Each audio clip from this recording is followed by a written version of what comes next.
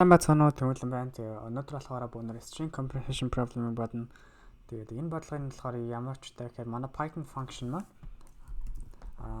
ийм string-ийг аваад тэгээд хариуд нь хэдэн ширхэг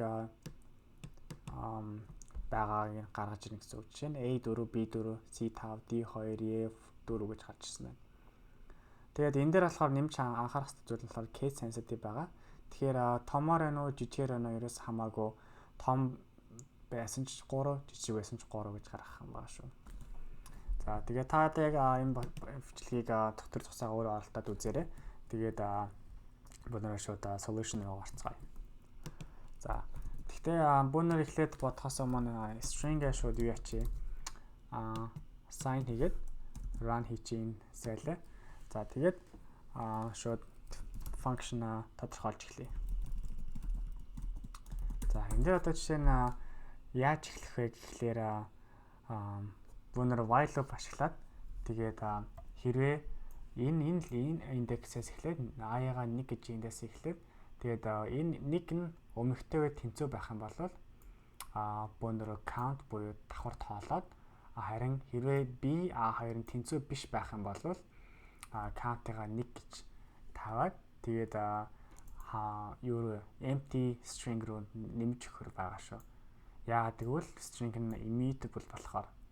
За тэгээд ерөнхийдөө бол team зарчмаар юм бодлого бодно. Тэгээд яаж бодох вэ харцгаая. Эхлээд бөөнөрөө empty string-гээ тодорхойлно. Байхгүй байгаа хоосон string-гээ. За дараа нь while loop ашиглаж байгаа болохоор length буюу string-ийнхаа уртыг тодорхойлж өгнө. L length гэдэг бол len string. За ингээд уртыг тодорхойлоод өгчлөө. Одоо яах вэ гэхээр бөөнөрөө position-ыг тодорхойлно. Position тэрийг яах вэ гэхээр i-га 1 гэж бичээд count-ыг бас 1 гэж бичээд өгчээ. Тэгээд ерөнхийдөө бол манай function маань эхлэхэд бэлэн болж байгаа шиг харагдаж байна. За while loop-ыг бичлээ. While I гэдэг нь болохоор тухайн length-аас бага байгаа нөхцөлд while loop бичээд гэхдээ i-ын дандаа нэгээр ихсэж явах хэрэгтэй. За ерөнхийдөө бол манай while loop маань ингэж болчлаа. Гэхдээ нэг ихээс өмнө болохоор бөөнөр яг одоо нэг энэ хоёроо тэнцүү биш үгүйгээр шалгана. Тэхийн тулд яаж шалгах вэ гэхээр if s.i гэдэг нь болохоор нэг нь энэ a нь is equal s.i-1.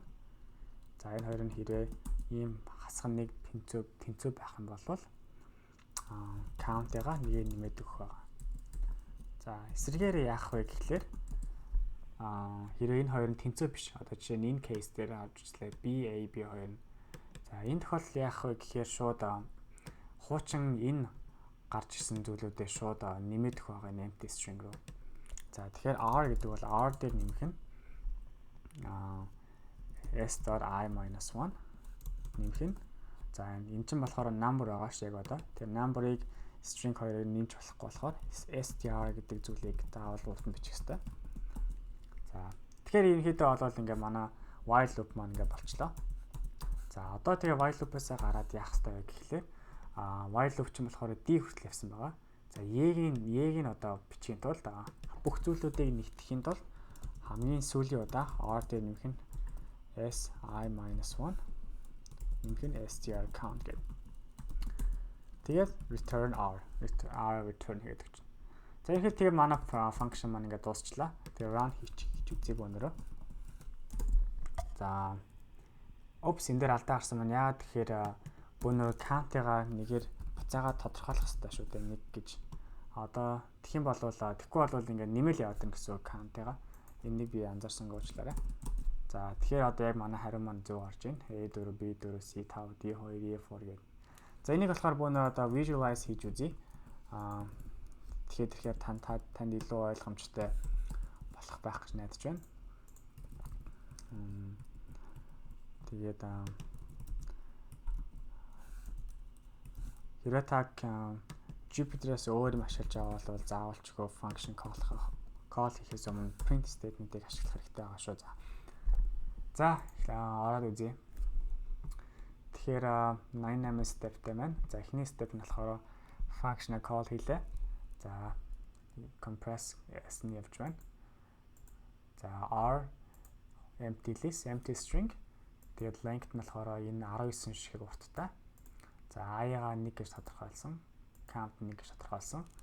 За while I-н энэ нь болохоор 19-аас бага байгаа нөхцөлд I-н дандаа нэмэгдэж явах хэрэгтэй. Энэ дээр гарч байгаа шиг.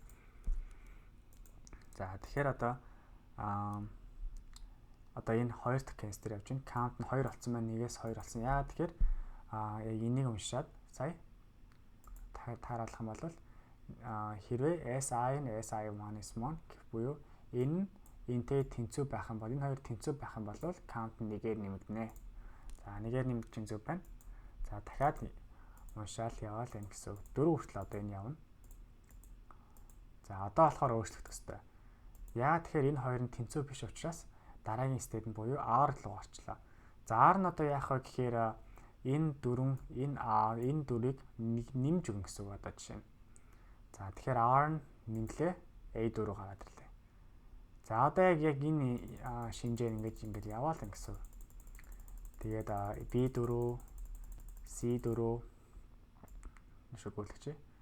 Тэгээд D4. За D4 дээр ирэнгүүтээ while loop маань явсаар хагаад A нь 19-өөс тэнцүү буюу бага болох үед while loop нь гараад тэнгүүтээ хамгийн сүүлийн E-гээ нэмж өгч байгаа.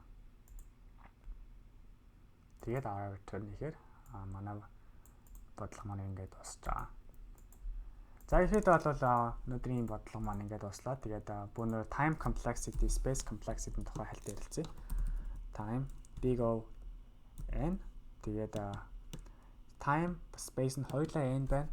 Яагаад гэх юм бол бүүнөрөө үсэг болгон дээр очсон болохоор linear буюу тийм шугамн гэдэг баха. Ингэж яг ингэж явна гэсэн үг. Тийм. Тэгэхээр linear тэгээд n ерөнхий интервьюд бэлдэж байгаа нөхцөлд ерөнхийдөө бол n гэсэн complexity бичгээд бодлогуудаа бодох айгүй зөв хэрэгтэй байдаг. За нэг иймэрхүү байна. Тэгээд дараагийн бичлэгээр уулзъя. Тэр баяртай. Баярлалаа.